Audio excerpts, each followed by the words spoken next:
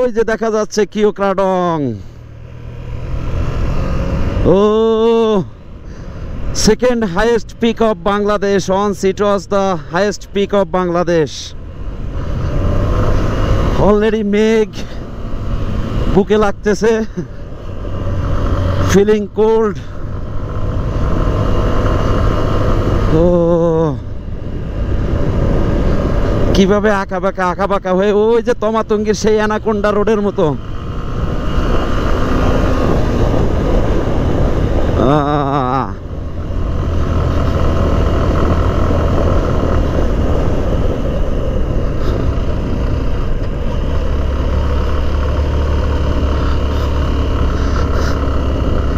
এই কিওক্রাডং 3টা বছর অফ ছিল, মানুষজন আসতে পারে নাই। এখন সুন্দর সীমান্ত সড়ক হলো, লোকজন আসলো, কিন্তু একটা গোদের উপর বিস্ফোড়া রেখে দিল। সেটা হলো কি?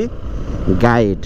আরে ভাই, আমার গুগল লোকেশন আছে, নেভিগেশন আছে, নিজের দেশ, নিজের ভাষা, আমার পাহাড়, গাইড কেন লাগবে? তাই না? গাইড যদি লাগেও, যারা পারবে না, যারা জানবে না, যারা অন্যান্য জায়গায় যেতে চায়, তাদের জন্য গাইড লাগে। আপনারা রোড সাইন দিয়ে দেন যে এই জায়গাটা খুবই মানে ঢালু বা খুবই খাড়া, খুবই ডেঞ্জারাস, মানুষজন মানবে, তাই না?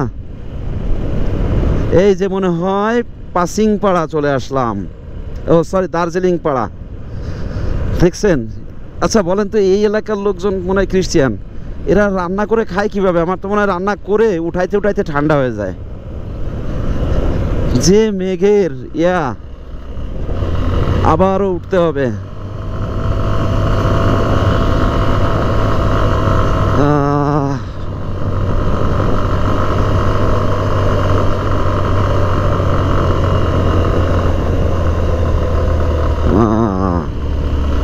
ও চাঁদ মামা, চলে এসেছি নুনথাসি পাড়া। নিচেই মনে হয়, আমাদের দ্বারা সম্ভব না, অফরোডিং বাইক লাগবে।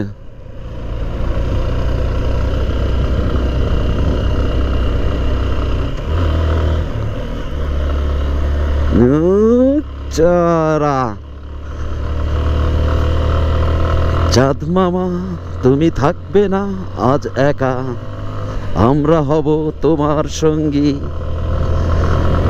তো এখন তো লোকজন জানে বুঝে কিভাবে রাইড করতে হয়, পাকা মানে মোটামুটি সে নিজের ভালো তো সবাই বুঝে, ভালো মতো রাইড করতে না পারলে সে আসবে না।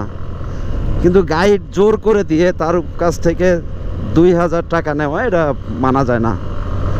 তো যাই হোক, ইট ডাজেন্ট ম্যাটার, নিয়ম যেটা। তবে সরকারের কাছে অনুরোধ করব, এই জিনিসটা আপনারা একটু আমলে নিয়েন। কস্টিং প্লাস গাইডের। আমার কি তেল শেষ হয়ে আসলো রে?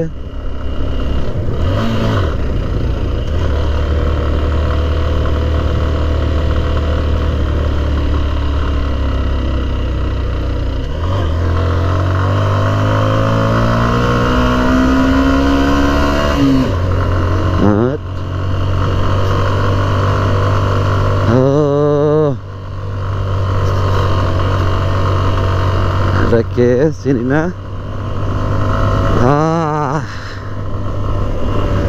কিওক্রাডং এসে পড়ছি তোমার কাছে বন্ধু। এই সেই লালাবমের বাড়ি।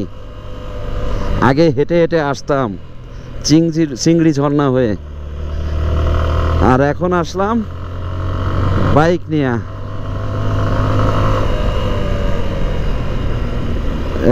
এই যে কিওক্রাডং ক্যাম্প মনে হয়।